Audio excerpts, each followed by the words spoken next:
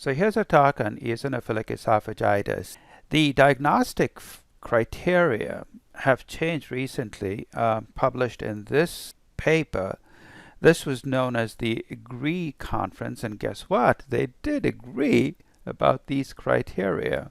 So it's a three-part diagnosis. You've got to have clinical features of eosinophilic esophagitis. You've got to be able to demonstrate greater than 15 eosinophils per high power field from anywhere in the esophagus. The mere presence of eosinophils without clinical symptoms has no meaning. And finally, to make a definitive diagnosis of eosinophilic esophagitis, you must rule out other causes of eosinophils in the esophagus. Now, some of you in the audience will recognize that one major criterion is missing, and that is you no longer have to demonstrate a favorable response to PPI therapy. Response to PPI therapy, which was used to rule out reflux esophagitis, is no longer a component of the diagnosis. And we'll find out why at the end of this talk. Let's talk symptoms. Remember, no symptoms, no diagnosis of EOE. So what are the symptoms?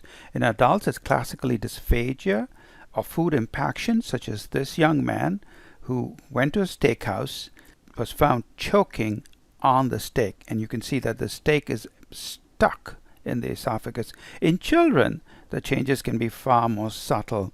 Now, any evidence of an allergic condition should dramatically increase your suspicion that you're dealing with EOE. It's not a diagnostic criterion, but it helps.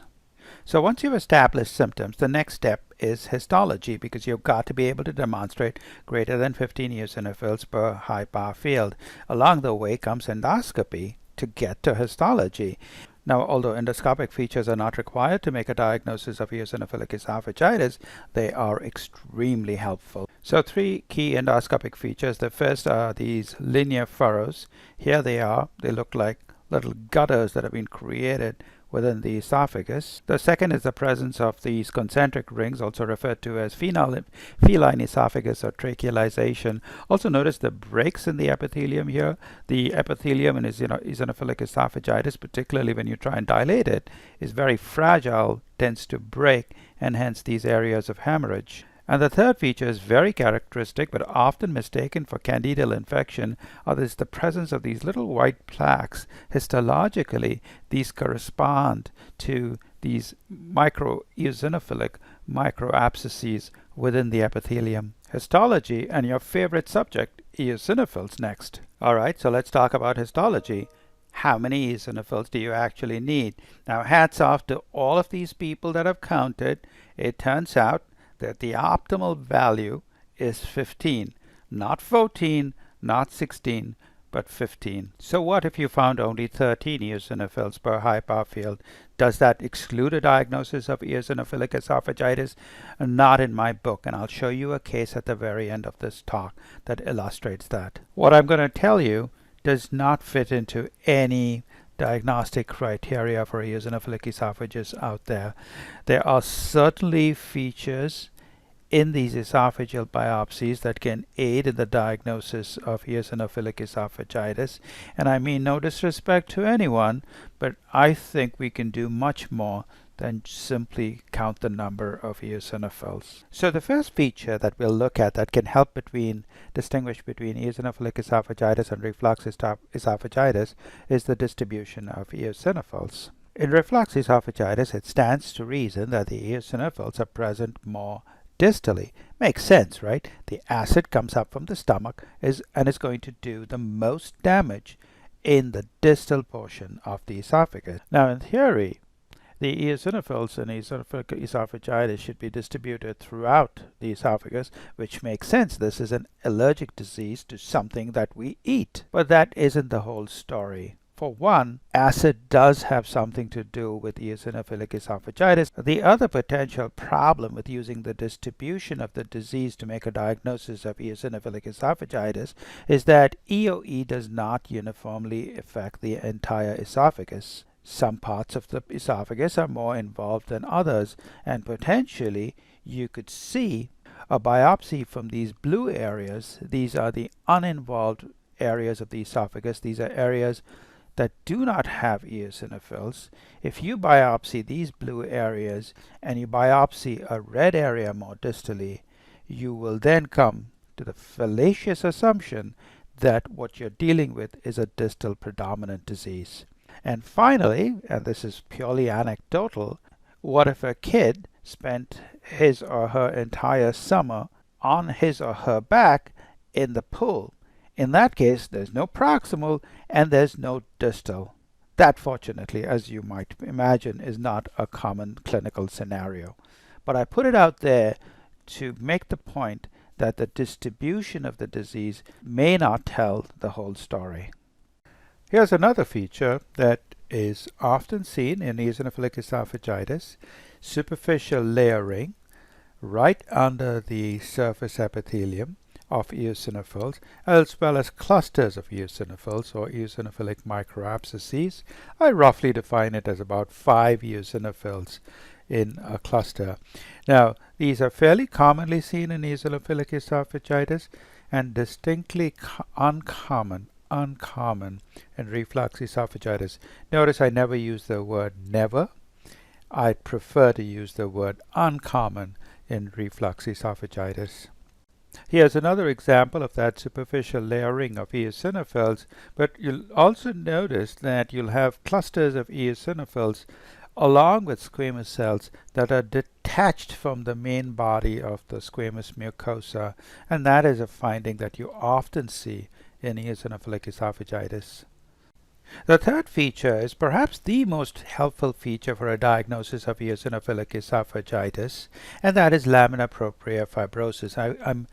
I suspect it's a very underutilized feature, and what you're looking for is fibrosis immediately beneath the epithelium. Very likely this fibrosis accounts for the dysphagia that patients with eosinophilic esophagitis present with. The fibrosis looks extremely dense, and we at the Mass General, between ourselves, often refer to this as hot pink fibrosis. It looks very pink. And if you were to utilize this feature to make a diagnosis of eosinophilic esophagitis, you need to be certain that you can make the distinction between collagen that is normally seen in the lamina propria, as shown here on the left, and that hot pink fibrosis of eosinophilic esophagitis. The collagen in the normal esophagus typically appears edematous with a lot of vessels, not that dense, hyalinized, almost keloidal type fibrosis that appears extremely pink, and that is more typical of eosinophilic esophagitis. Now back to our diagnostic algorithm. Just for the sake of argument, just imagine a young man coming to you with dysphagia, a steak got stuck in his esophagus. You biopsy it and you see greater than 15 eosinophils, with or without some of those wonderful features that I just shared with you. There's one additional thing that you need to do to define this or definitively diagnose this as eosinophilic esophagitis, and that is you need to rule out other causes of eosinophilia. Now, as a pathologist, you may or may not have access to that data, which is why you'll have to rely on your endoscopist or allergist to help you do that. And here's that bucket list of conditions associated with esophageal eosinophilia. I mean, there are entities here that are as rare as hen's teeth. There are perhaps entities here that I can't even pronounce, but perhaps the one that I would emphasize obviously is gastroesophageal reflux disease, and we'll talk about that at the very end of this talk. So let's talk a little bit about how do you craft a report. Obviously, identifying eosinophils is not a huge challenge, but the challenge sometimes is how do you craft an intelligent report based on what you're seeing under the microscope. And with eosinophilic esophagitis, I really think there are two options. One is you can be the minimalist. You could just describe the histologic features, and what often people do is here's the peak esophageal count per hyperfield, and stop there. You might go even a little bit further and say the differential diagnosis includes two of the most common causes associated with eosinophils in the esophagus: eosinophilic esophagitis, reflux esophagitis, and I really am not going to be in a position to help you make that distinction. So that's one option. Or you could use option 2, where you go above and beyond that. You go into EPIC or paper records and see what the history is. Is there dysphagia or not? And then you look at the histological features. Is there lamina propria fibrosis? And based on all of those features, you connect the dots and you favor either eosinophilic esophagitis or reflux esophagitis. That said, I would not come down very hard on a specific diagnosis, and the reason for that is that as a pathologist, you seldom hold all of the cards. You hold some cards, obviously what's going on under the microscope, but you clearly have not met the patient and you do not necessarily know. You think you may know the entire story, but you may not. And hence, I would favor one or the other, but never definitively come down on one or the other. So I'm going to use this case, a young man with steak stuck in the esophagus. This is another young man with another steak stuck in his esophagus, not the one I showed you very early on. Too many steaks and too many young men, isn't it? Here's a proximal esophageal biopsy, not a whole lot of eosinophils, but you can see this dead skeletal muscle, which is from the steak, right? So when you see dead skeletal muscle, think of an obstructed bolus of food. So the proximal esophageal biopsy had 13 eosinophils. There was no surface layering. There were no microabscesses. And the distal biopsy had even fewer eosinophils. So now both biopsies are under 15. But there was this very dramatic hot pink fibrosis in the lamina propria, which I thought was very helpful. So remember that philosophical debate? Your report could sound like this. You could just list the features, and if you're feeling very good, you might list fibrosis in there as well. But the question I would ask yourself, and there's nothing wrong with doing this, is where is the diagnosis here? How is that helpful to a clinician? And perhaps some clinicians, all they want is just this. But I think our clinicians typically demand more. And this is what my report would hopefully sound like, right? So I'll describe it. I'll offer a differential diagnosis, and based on the proximal involvement, based on the lamina propria fibrosis, I would favor eosinophilic esophagitis. But this also brings up another point. Neither of these biopsies hit that magic number 15. It is not uncommon to see classic examples of eosinophilic esophagitis with fewer than 15 eosinophils per high bar field.